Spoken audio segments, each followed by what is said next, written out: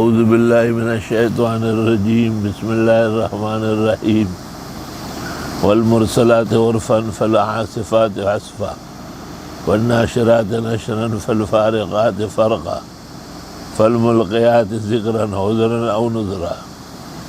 یہ سورہ مرسلات ہے، مکی سورت ہے، 50 آیت ہے، 2 رکوع ہے، نزول کے اعتبار سے 33 ہے، موجودہ ترتیب فرشی حسب العرشی 77 ہے۔ سورت کے اوائل کے اندر خدا کی قدرت کی نرنگیوں کا تذکرہ ہے، جیسے والمرسلات عرفا، قسم ہے ان ہواؤں کی جو خوشخبریاں لے کے چلتی ہیں، خوشبو تمہاری ہوا لا رہی ہے۔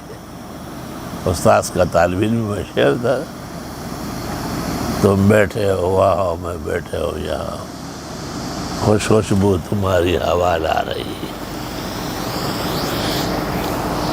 فارسی میں ہوا کے ساتھ بہت زیادہ دلبستگی ہے۔ بہار آمد، بہار آمد، خوش ہوا آمد۔ جب ہم مدینہ میں پہنچتے تھے، ہمارے بزرگ اللہ غنی کی رحمت کرے، اخوندزادہ صاحب کہتے تھے بہار آمد، بہار آمد، خوش ہوا آمد۔ مولانا نے بھی ایک موقع پہ کہا ہے، بہار عالم حسنش دل و جاں تازمی دارد۔ مولانا جیسا کلام کوئی نہیں کر سکتا۔ بہار عالم حسنش دل و جاں تازمی دارد، برنگ صحاب صورت را ببو ارباب مانارا۔ اللہ، خوشگوار ہوائیں۔ حضرت فرماتے صلی اللہ علیہ وسلم کہ میں جب قوم پر، دشمن پر حملہ کرتا ہوں، مجھ سے پہلے باروب ہوائیں ان پہ پڑ جاتی ہیں، 1 مہینے کی مسافت سے۔ آپ نے کہا نصرت بالرعب، نصرت بالصبا۔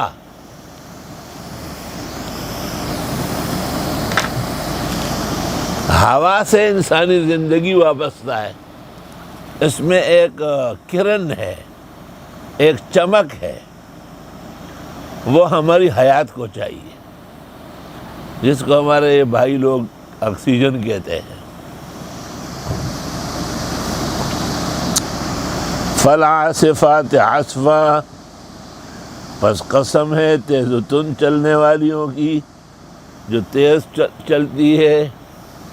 اللہ کی اس میں بھی حکمتیں ہوتی ہیں۔ والناشرات نشرا، اور قسم ہے ان ہواؤں کی جو خیر پھیلاتی ہے پھیلا کر۔ فالفارقات فرقا، پس فرق کرتی ہے، فرق کر کے بھئی امرود اور طرح پکتے ہیں، کھیلا اور طرح پکتا ہے، گندم اور طرح پکتا ہے۔ فالملقیات ذکراً، پس القاء کرتی ہے اللہ کی یاد دہانی۔ ظاہر ہے انسان نہیں کر سکتا یہ کام۔ ہمارے یہاں وہ گندم کی فصل تیار ہوتی ہے نا، تو چاروں طرف لوگ بیٹھے رہتے ہیں، اچانک اٹھ جاتے، کوئی ہوا رہا، ہوا رہا، لا لا لا ہوا رہا،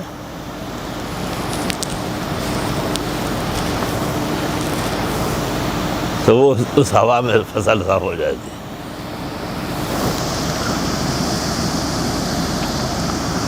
عذراً او نذرا، عذر کے ساتھ بھی اور ڈرانے کے ساتھ بھی۔ مطلب ہے کہ بعض ہوائیں ایسی ہے جو القائے قلب کے ساتھ ساتھ عذر کا بھی خیال کرتی ہے، اور بعض ہوائیں ایسی ہے جن کا مقصد دمکانا اور ڈرانا ہوتا ہے۔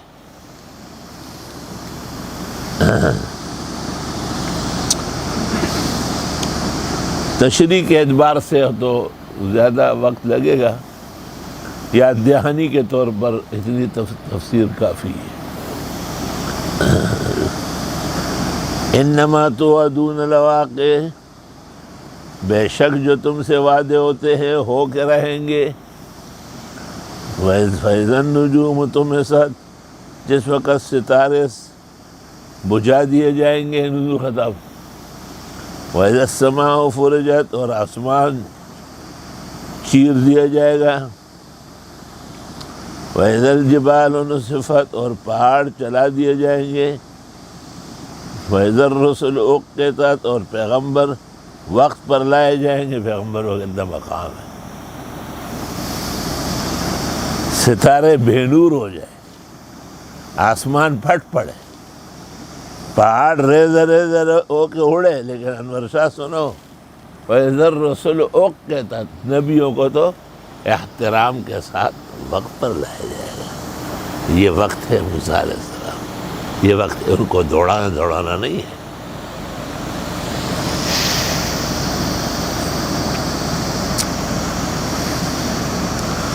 وقت پر لانا، علماء دین، بزرگان دین، ان کے اوقات احترام کا خیال رکھا جاتا ہے۔ اللہ ان کا خیال رکھ رہا ہے کہ ان کو وقت پہ لانا ہے، نہ پہلے سے لانا ہے کہ خواہ بیٹھا رہے، نہ دیر سے لانا ہے کہ سب کی نظریں ان کی طرف ہو۔ اقتت، توقید سے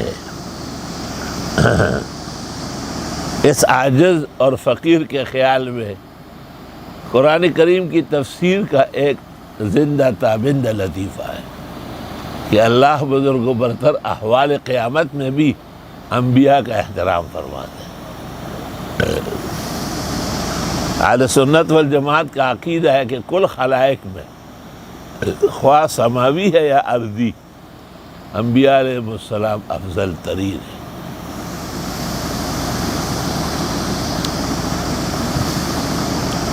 وَإِذَا الرُّسُلُ أُقِّتَتْ، اور جب پیغمبر وقت پر لائے جائیں گے، اب پیغمبر آ گئے نا، بس اب قیامت شروع ہے، انہی کا انتظار تھا۔ صفوں کی شکل میں بیٹھیں گے۔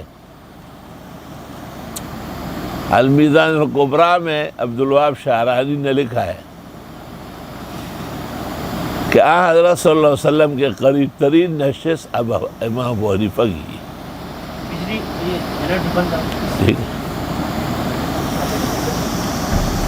اور پھر اور اماموں کی، پھر اور اماموں کی۔ امام عبدالوہاب شعرانی رحمۃ اللہ علیہ بزرگان دین شوافی میں سے، لیکن وہ کہتے ہیں میں نے جب بھی آنکھ کھولی ہے تو یہی نظر آیا ہے کہ قبۃ ابی حنیفہ مع قبۃ محمد صلی اللہ علیہ وسلم۔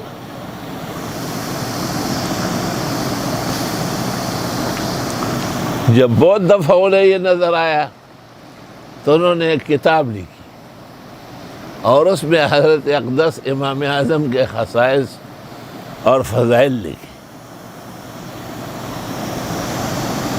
تو ان کی خدمت میں ایک شخص آیا اور اس نے کہا آپ تو یہ لکھ رہے ہیں اور رازی نے یہ کہا ہے، غزالی نے یہ کہا ہے۔ وہ کچھ دیر تک تو خاموش رہے، لکھتے رہے، اخیر میں لکھائی روک کے ان کی طرف دیکھا اور اس نے کہا من الرازی والغزالی فی ابی حنیفہ الا کالاطفال فی الرجال، ومن الغزالی والرازی الا کالقطرہ فی البحر۔ یہ ہے کون امام صاحب کے بارے میں کچھ کہنے والے؟ تمہیں معلوم ہے کہ وہ امام اعظم ہے؟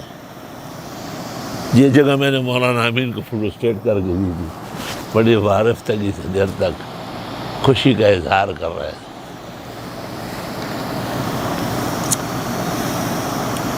اور ایک جگہ یہ لکھی ہے کہ یہ جو نمازیں ہیں نا ان پہ کیفیات کا اثر ہے۔ تو شوافی کی نماز جو ہے نا صبیان کی نماز ہے، بچوں کو مصروف رکھنا پڑے گا رکوع جاتے وقت، سر اٹھاتے وقت، اور آمین بھی زور سے۔ اور حنفیہ کی نماز رجال کاملین کی ہے، بس ایک دفعہ تکبیر تحریمہ کے ساتھ ہاتھ اٹھائے، پھر آرام سے رہے، نہ امام کے پیچھے قرات کرے نہ آمین زور سے کہے۔ تو لکھا ہے کہ یہ رجال کاملین کی نماز ہے۔ کامل آدمی نماز میں حرکت و سکنت نہیں کرتا۔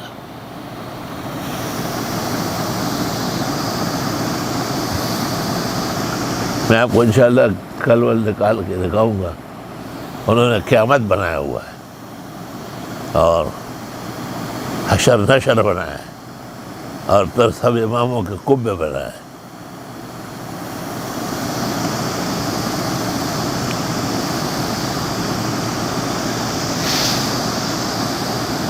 اور جب پیغمبر لوگ وقت پر لائے جائیں گے،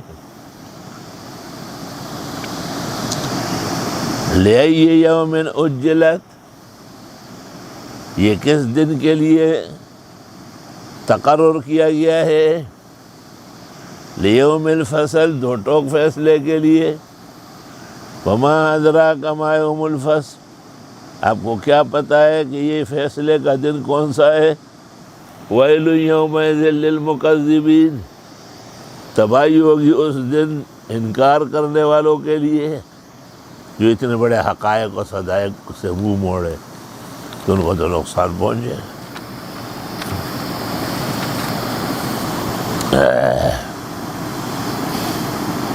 أَلَمْ نُهْلِكِ الْأَوَّلِينَ، کہ ہم ہلاک نہیں کر چکے ہیں اگلوں کو، ثُمَّ نُتْبِعُهُمُ الْآخِرِينَ، پھر پیچھے لگا دے ان کے بعد میں آنے والوں کو۔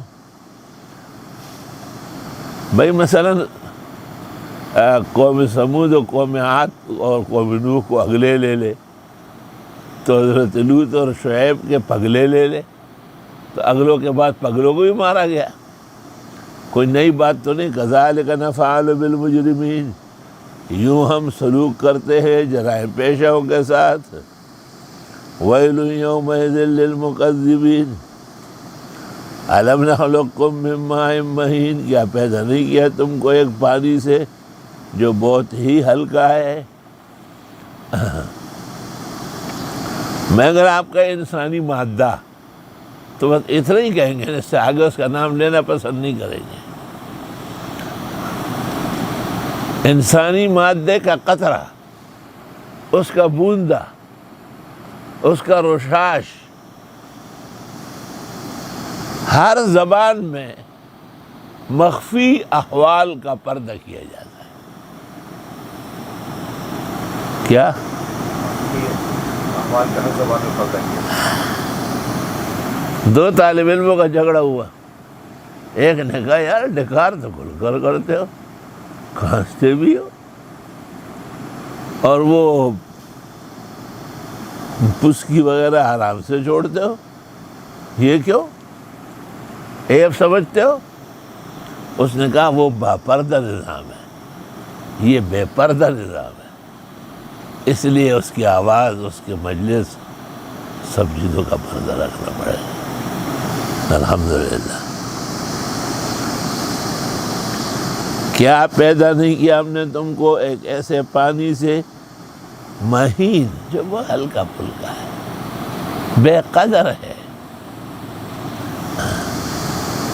فَجَعَلْنَاهُ فِي قَرَارٍ مَّكِينٍ، بس کر دیا اس کو ایک جائے قرار میں، إِلَىٰ قَدَرٍ معلوم، ایک وقت مقررہ تک۔ فَقَدَرْنَا، پس ہم نے مقدر کیا، فَنِعْمَ الْقَادِرُونَ، کیا بہترین اندازہ کرنے والے ہیں۔ اللہ رب العالمین نے ایک وقت تک وہ ڈال لیتا ہے، پھر اس کے آثار ہوتے ہیں، پھر خاتون سنبھلتی ہے، پھر علاج معالجہ شروع ہوتا ہے، دم درود کا خیال کیا جاتا ہے، یہ تمام مرحلے گزرتے ہیں۔ یہ نہیں کہ رات کو نطفہ ڈالا اور صبح لڑکا گڑا ہو جائے، ایسا نظام نہیں ہے۔ اس میں مقام